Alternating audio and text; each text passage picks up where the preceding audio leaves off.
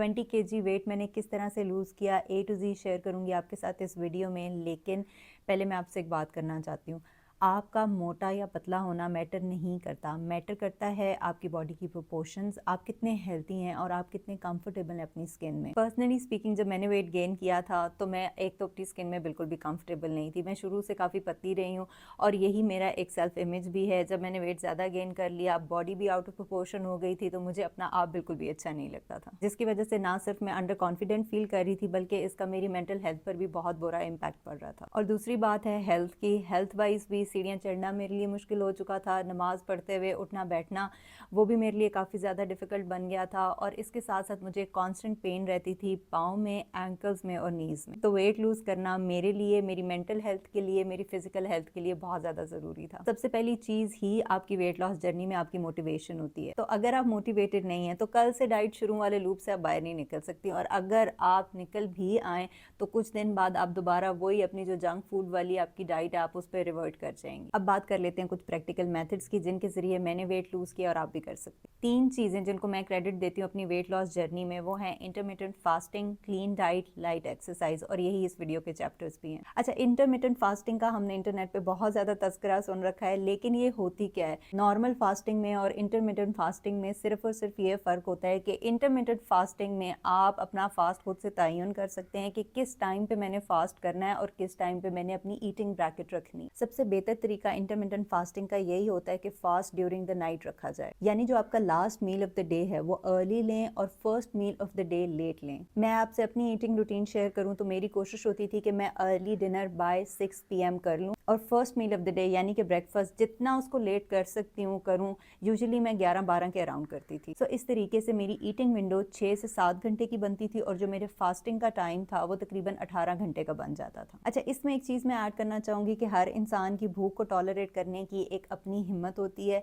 और अगर मंक्स की बात करूँ तो मंक्स कहते हैं कि अगर आपने अपने आप को डिसिप्लिन करना है तो सबसे पहले जिस चीज़ को आपने कंट्रोल करना है वो भूख होती है। पर्सनल डेवलपमेंट की टिप भी दे रही हूँ कि अगर आप अपने अंदर चेंजेस लाना चाहते हैं, अगर आप अपने सेल्फ पे कंट्रोल करना चाहते हैं, तो सबसे पहली चीज़ जिसको आप कंट्रोल करना सीखें वो है आपकी हंगर, आपकी भूख। सो ये सब जो मैं आपको इंटरमिटेंट फास्टिंग के बारे में बता रही हूँ, इससे आपके अंदर सटाइटी नहीं आती। आपको ऐसा नहीं फील होता कि आपका स्टमक फुल हुआ है, आपको एक थोड़ी थोड़ी भूख मुसलसल लगी ही रहती है। और यही चीज़ आपको फैट बर्निंग में एक्चुअली हेल्प करती है। आसान लफ्जों में ये थोड़ी थोड़ी भूख ही आपके ऊपर जो ज्यादा फैट जमा होता है उसको डिसॉल्व करती है। कोई ज़रूरी नहीं है कि आप 18 घंटे के ही फास्ट से शुरू करें। मैंने भी जब स्टार्ट की थी तो मैंने 12 to 14 आवर की विंडो से स्टार्ट की थी, यानी कि 14 घंटे के फास्ट से मैंने स्टार्ट किया था और आहिस्ता आहिस्ता मैंने इसके टाइम पीरियड को एक्सटेंड किया था। मैंने आपको बताया कि मैं अर्ली डिनर कर लेती थी, 6 बजे मैं खाना खा लेती थी। सुबह जब मैं उठती थी 7 बजे तो मुझे तकरीबन 9 बजे काफ़ी भूख लगना शुरू हो जाती थी और 10 बजे तो मुझे बहुत ज़्यादा भूख लगना शुरू हो जाती थी। तो अपनी फास्टिंग को एक्सटेंड करने के लिए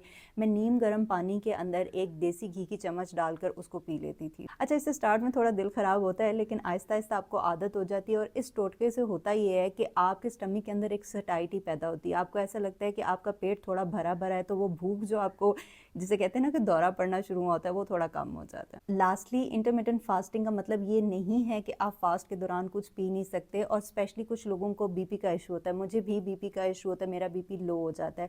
तो ऐसे लोगों को चाहिए कि वो सिर्फ सादा पानी ना पिए अपने इंटरमिटेंट फास्ट के दौरान, बल्कि उस पानी में चीज़ों की एडिशन करें। पानी के अंदर लेमन डालें, वेजिटेबल जूसेस डालें, थोड़ा सा सी सॉल्ट डालें। ये ना सिर्फ आपके बीपी के मसले को हल करेगा बल्कि इस चीज़ को तो मैं इतना ज़्यादा पुश करती हूँ और बारहा आपको बताती हूँ, इससे आपकी स्किन अच्छी होगी, इससे आपकी गट हेल्थ अच्छी होगी और आपको ओवरऑल भी अपनी हेल्थ में एक इम्प्रूवमेंट इस एक्स्ट्रा हाइड्रेशन की वजह से नज़र आएगी। क्लीन डाइट सिर्फ वेट लूज़ करने के लिए नहीं बल्कि ओवरऑल हेल्थ के लिए भी बहुत ज़्यादा इंपॉर्टेंट है।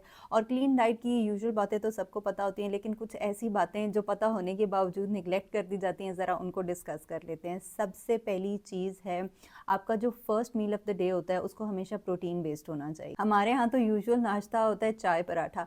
अच्छा, ये आप अपना स्टार्ट ऑफ द डे करें कार्ब्स के साथ और शुगर के साथ, आप उस टाइम तो आपको एनर्जी फील होगी, लेकिन बाद में ना सिर्फ आपकी एनर्जी क्रैश होगी बल्कि आपको और ज़्यादा भूख भी लगेगी। तो अगर आप वेट लूज करना चाहते हैं बल्कि ओवरऑल एक एनर्जी भी फील करना चाहते हैं तो मेक श्योर करें कि सुबह का जो आप नाश्ता करें first meal of the day आपका जो है वो प्रोटीन बेस्ड हो, यानी कि आप उसमें अंडा खाएं, आप उसमें गोश्त खाएं, आप उसमें ग्रीक योगर्ट लें और उसमें आप कोई दाल जो प्रोटीन प्रोटीन वाली होती है वो ऐड करें। मैं जब वेट लूज़ कर रही थी तो मेरा जो यूजुअल ब्रेकफास्ट होता था वो होता था ब्लैक बीन्स, उसके अंदर मैं वेजिटेबल्स ऐड करती थी, उसके अंदर मैं थोड़ी सी सीजनिंग के लिए लेमन, ऑलिव ऑयल और नमक और काली मिर्च थोड़ा थोड़ा ऐड करती थी, और साथ में मैं 2 बॉइल्ड एग्स लेती थी। ये मेरा first meal of the day and main meal of the day भी होता था। शाम को मैं एक लाइट सी चपाती के साथ कोई भी सालन खा लेती थी। अच्छा, सालन बुरा नहीं है, लेकिन हमारा जो सालन खाने का तरीका है ना वो बहुत ज़्यादा ख़तरनाक है। आपने प्लेट पर एक तरीके से वॉक करनी होती है। फर्स्ट ऑफ ऑल, अगर आपकी प्लेट में सिर्फ और सिर्फ सालन है तो ये आपका हेल्दी मील नहीं है। आपका ज़रा सा सालन होना चाहिए, आपका ज़रा सा ग्रीक योगर्ट होना चाहिए,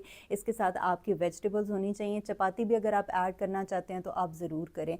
मेक श्योर करें जो सालन आप खा रहे हैं उसमें प्रोटीन ज़्यादा है, यानी गोश्त और दालें हैं, और वेजिटेबल्स आप बॉइल्ड फॉर्म में या एज अ सैलड खा रहे हैं। सबसे पहले आपने शुरू करना है फाइबर से, उसके बाद आपने खाना है प्रोटीन, यानी कि आपने योगर्ट खाना है या जो आपका प्रोटीन वाला सालन है आपने वो खाना है, और उसके बाद आपने रोटी के साथ जो लेफ्ट ओवर सालन है वो खाना है। आई नो सुनने में कुछ अजीब लग रहा है और खाने में मैं आपको बताऊं इससे ज़्यादा अजीब लगता है, लेकिन आहिस्ता आहिस्ता आदत हो जाती है, और जैसे जैसे आप हेल्दी होते हैं आपका स्टमक आपका शुक्रिया अदा करता है, you feel good about your self, तो ये आदत आपकी पक्की भी हो जाती है। जंक नहीं खाना, कोक नहीं पीनी, बेकरी की प्रोडक्ट्स नहीं खानी, ये तो आप सबको पता है, लेकिन घर में भी जो फूड खाना है उसमें आपने मिनिमाइज करना है SOS। SOS क्या है? Salt, oil, sugar. ये सिर्फ और सिर्फ मोटापा नहीं है, आपकी जान के लिए खतरा है। कार्डियोवैस्कुलर डिजीज, स्किन जो आपकी अनहेल्दी लगती है, आप खुद जो अनहेल्दी फील करते हैं, उन सब के पीछे SOS ही खड़ा है। वेट लूज करना है तो सबसे पहले तो हांडी के अंदर जो यूं करके तेल गिर रहा है वो खत्म करें, और फिर जो सुबह शाम चाय चल रही है और हर चाय के साथ 2-2 चम्मच चीनी चल रही है उसको तो आप बिल्कुल ही एलिमिनेट कर दें। शुगर का जो हमारा कॉन्सेप्ट है वो थोड़ा सा फॉल्स भी है। शुगर सिर्फ वही नहीं होती है जो आपके घर डिब्बी में पड़ी हुई होती है, आप जो भी चीज खा रहे होते हैं उसके अंदर एक नेचुरल शुगर भी होती है। फ्रूट्स के अंदर शुगर होती है, और कुछ फ्रूट्स के अंदर तो शुगर कंटेंट बहुत ज्यादा हाई होता है, जैसा कि ग्रेप्स होते हैं। पर्सनली मुझे तो ग्रेप्स इतने पसंद हैं, लेकिन वो पॉकेट्स ऑफ शुगर होते हैं। आपने कोशिश करनी है कि अगर आपने फ्रूट्स भी खाने हैं तो वो फ्रूट्स खाएं जो कि आपके लिए ज्यादा बेनिफिशियल हो, जिनमें फाइबर ज्यादा हो, शुगर कंटेंट कम हो। क्लीन डाइट में सबसे इंपॉर्टेंट चीज है वो है नो स्नैकिंग। आपने स्नैकिंग नहीं करनी। इवन जो हेल्दी स्नैकिंग हमें बताई जाती है कि बादाम खा लो, काजू खा लो, भूख लगी है फ्रूट खा लो, ये भी आपने मिनिमाइज करनी है। जब आप अपना वेट लूज करने की कोशिश कर रहे हैं तो आप हर 2 घंटे बाद अगर कुछ खाते रहेंगे,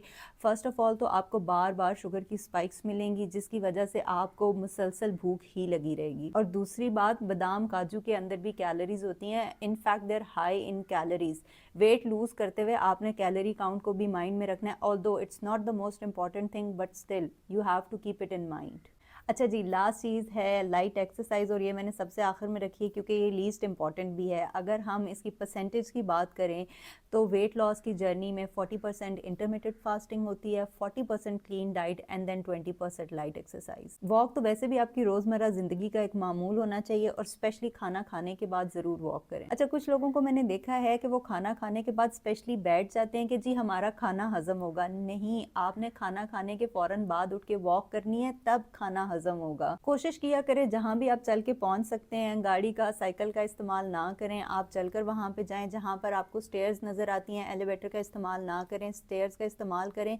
एक एक्टिव लाइफस्टाइल इख्तियार करें, मतलब जो काम अपने हाथों और पाँव से आप कर सकते हैं, जरूरी नहीं है कि अगर उसके लिए कोई मशीन या कोई व्हीकल अवेलेबल है तो आपने उसको जरूर अवेल करना है। अपने जिस्म को हरकत में रखें, क्योंकि हरकत में ही बरकत। अगर योगा की मैं बात करूं तो योगा इटसेल्फ वेट लॉस में इतनी हेल्प नहीं करती, लेकिन वेट लॉस के अलावा इसके बहुत से फ़वाइद हैं। इससे आपका माइंड रिलैक्स होता है, आपकी बॉडी रिलैक्स होती है, आपके मसल्स रिलैक्स होते हैं, और ये सब चीज़ें स्लीप के लिए बहुत ज़्यादा इंपॉर्टेंट हैं। और ऑनेस्टली मुझे नहीं पता कि क्या साइंस इसके पीछे इन्वॉल्व है, लेकिन स्लीप भी आपके वेट लॉस में बहुत ज़्यादा हेल्प करने नोटिस किया है कि अगर आपने प्रॉपर स्लीप नहीं ली तो ब्लोटिंग फेस पे या बॉडी पे वो तो आपको नेक्स्ट मॉर्निंग ही फील हो जाएगी। लेकिन over the time bad sleep आपके वेट को भी इफेक्ट करना शुरू कर देती है, या आपका वेट बढ़ना शुरू हो जाता है या आपका वेट कम होना शुरू हो जाता है। सो एक्टिव लाइफस्टाइल इख्तियार करें, और कोई भी एक्सरसाइज अपनी प्रेफरेंस की जरूर डेली रूटीन में ऐड करें। अगर इस वीडियो से आपको कोई भी फायदा हुआ हो तो दुआओं में याद रखिएगा।